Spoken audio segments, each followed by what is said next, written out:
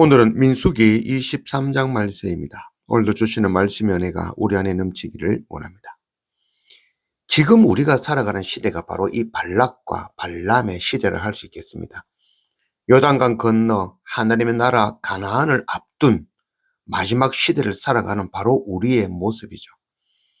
사탄은 우리를 넘어지게 하고 가나안, 곧 하나님에 들어가지 못하게 하려 하죠. 그 방법이 하나님 아닌 세상을 더 사랑하고 세상의 것을 더 구하는 바로 세속주의, 물질주의, 성공주의에 빠지게 하는 것이라 할 수 있겠습니다. 이것이 우상숭배이며 하나님의 신부로 하나님보다 세상을 더 사랑하는 음행으로 심판이며 죽음이 되는 것입니다. 아모스 8장 11절 주 여호와의 말씀이니라. 보라, 날이 이를지니라.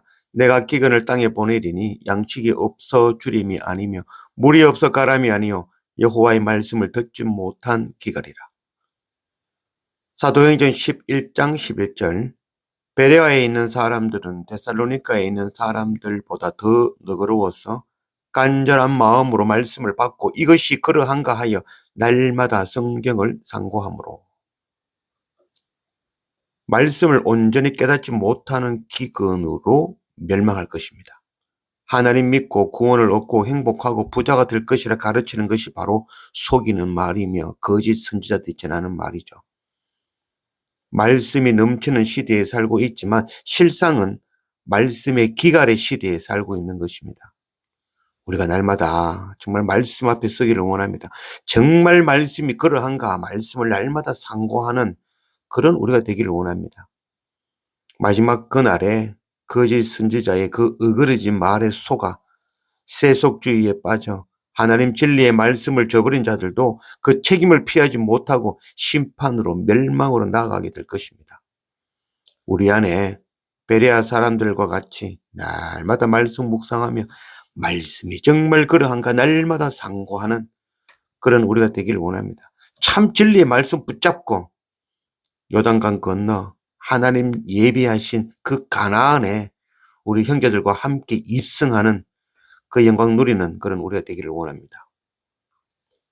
7절 발람이 예언을 전하여 말하되 발락이 나를 아람에서 모압 왕이 동쪽 산에서 데려다가 이르기를 와서 나를 위하여 야곱을 저주하라.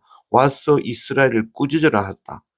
하나님이 저주하지 않으신 자를 내가 어찌 저주하며 여호와께서 꾸짖지 않으신 자를 내가 어찌 꾸짖으랴. 발락 왕이 발람에게 이스라엘을 저주하게 하였죠. 그러나 하나님은 이스라엘을 축복하셨습니다.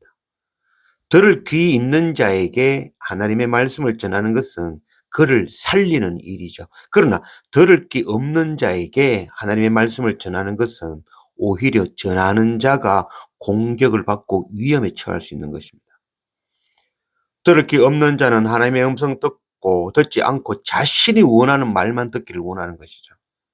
발락과 발람에게 하나님께서 말씀하셨습니다. 그러나 들을 귀 없는 발락은 계속해서 자신이 듣고 싶은 이야기를 듣기 원한 것이죠.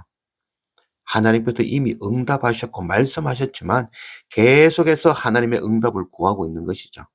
하나님의 응답이 아니라 자기 뜻을 관철하고 싶은 것이죠. 이스라엘을 저주하라 하지만 하나님이 저주하지 않은 자를 저주할 수 없으며 오히려 이스라엘은 하나님 앞에 거룩하게 구별되어 택한 나라이므로 축복을 받았습니다. 이스라엘을 축복하는 그 하나님의 음성을 전하는 발락이 하나님의 음성 들을 게 없는 자이며 이제 자기가 위험에 처했다는 것을 알게 되는 것이죠. 11절 발락이 발람에게 이르되 그대가 어찌 내게 이같이 행하느냐. 나의 원수를 저주하라고 그대를 데려왔거늘 그대가 오히려 축복하였도다.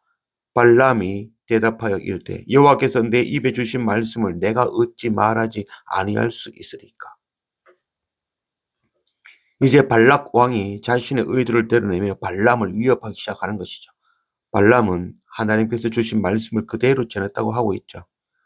발락과 발람은 하나님을 두려워하고 스스로 하나님을 안다고 하는 자들이죠. 그러나 하나님이 어떤 분이신지는 정확히 모르고 있는 것이죠.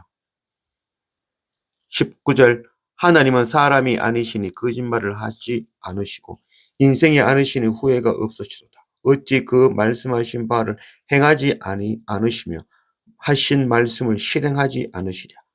내가 축복할 것을 받았으니 그가 주신 복을 내가 돌이키지 않으리라. 야곱의 허물을 보지 아니하시며 이스라엘의 반역을 보지 아니하시는도다. 여호와 그들의 하나님이 그들과 함께 계시니 왕을 부르는 소리가 그 중에 있도다. 거짓을 말하지 않으시며 후회가 없으신 하나님, 그 언약을 반드시 이루시는 분이십니다. 허물을 보시는 분이 아니라 용서와 사랑과 긍휼과 자비로 오래 참으시며 구원하시기 원하시는 분이시죠. 하나님은 결코 저주하시는 분이 아니십니다. 발락은 발람을 불러 이스라엘 저주하기를 원했는데 발락은 오히려 이스라엘을 축복하였습니다. 그러나 발람이 표면상으로는 하나님의 말씀을 지나고 이스라엘을 축복하지만 결국 이스라엘이 하나님의 저주를 받는 방법을 발락에게 알려주었죠. 요한계시록 2장 14절, 네게 발람의 교훈을 지키는 자들이 있도다. 발람이 발락을 가르쳐 이스라엘 자손 앞에 걸림돌을 놓아 우상의 제물을 먹게 하였고 또 행음하게 하였으니,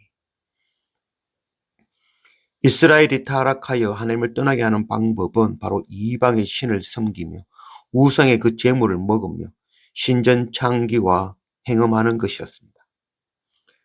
발락과 발람의 교훈이 지금 민수기 22장에서 25장까지 4장에 이어서 이 말씀을 하고 있죠.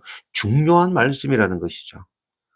발락과 발람이 구할 것은 이스라엘 저주할 것이 아니라 오히려 이스라엘을 축복하는 것이죠. 하나님의 긍휼을 구하는 게 이게 바로 해야 될 일인 것입니다. 내가 사는 방법은 남을 경쟁사도로 남을 밟고 죽이는 것, 그게 내가 살고 높아지는 것이 아닙니다. 남을 살리고 높이는 것이 나를 살리는 것임을 알아야 될 것입니다. 이웃을 위하여 나의 목숨 던지는 것, 그게 가장 큰 사랑이며 그게 바로 구원인 것이죠. 남을 살려야만이 내가 살 수 있는 것입니다.